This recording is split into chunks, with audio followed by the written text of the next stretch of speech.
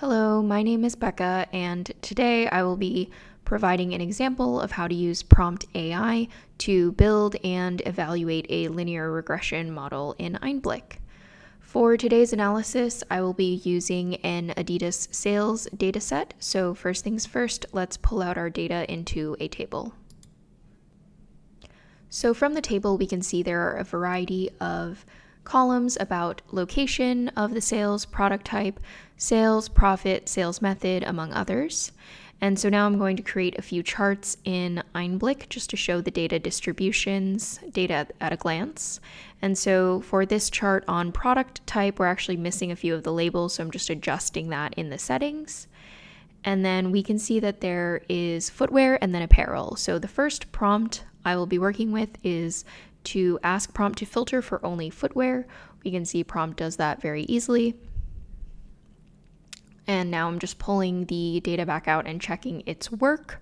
And so we can see now we only have 4 product types for different kinds of footwear. For the next prompt, I want to take a quick look at the stats on retailer and region. So I'm asking prompt to provide the counts for those 2 columns. We can see that there are significantly more Foot Locker, Westgear, and Sports Direct retailers than the other 3. So for my next prompt, I'm just asking prompt to filter out just those 3 retailers. Next, let's take a look at how the retailers are doing based on the metrics available. So we'll pull out a few like units sold, total sales, operating profit, and operating margin. I'm asking prompt to plot the distribution of these metrics and color them by retailer. We can see that at first prompt defaulted to histograms, which are a really versatile type of plot, but not what we need here because of the overlap. So I'm going to click the change this cell button and ask prompt to change the Python cell and to change these histograms into box plots. So now that we can compare each retailer side by side, we can see that all 4 metrics are pretty similar across all the retailers in terms of average value, but there is a slight difference in the spread.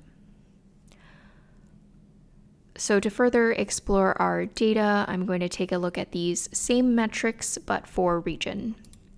We can do this by selecting our most recent prompt in the dropdown and just editing the prompt for region. We could also just duplicate this cell and then ask prompt to change the charts to retailers.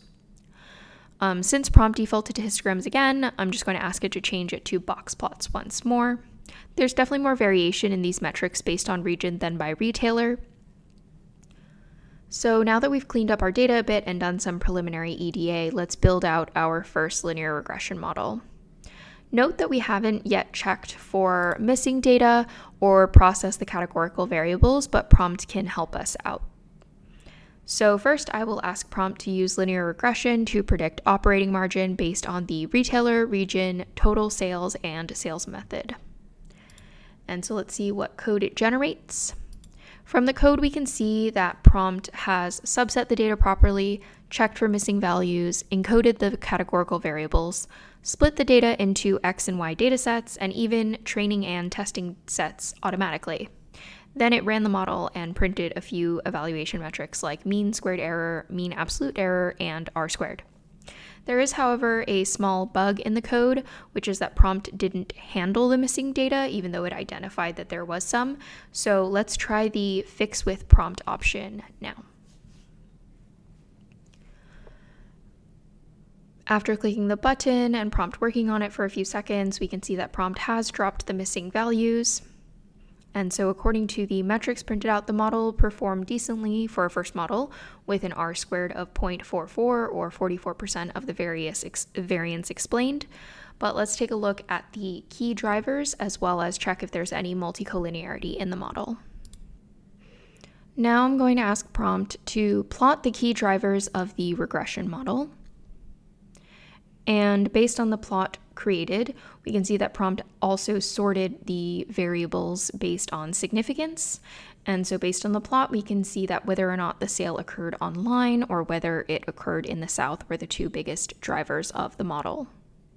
For the last prompt in this video, I'm going to ask prompt to evaluate the multicollinearity in the model and plot the correlation matrix as a heat map.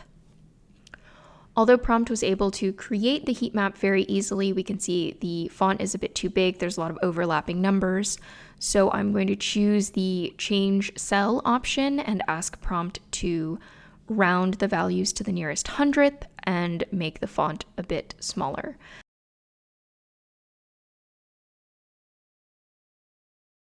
Now that that's done, it's a lot easier to see where there's high levels of correlation between variables. All right, that's it for today's example. Of course, you could continue tuning your model and working with prompt further, but that's it for today. Thank you so much.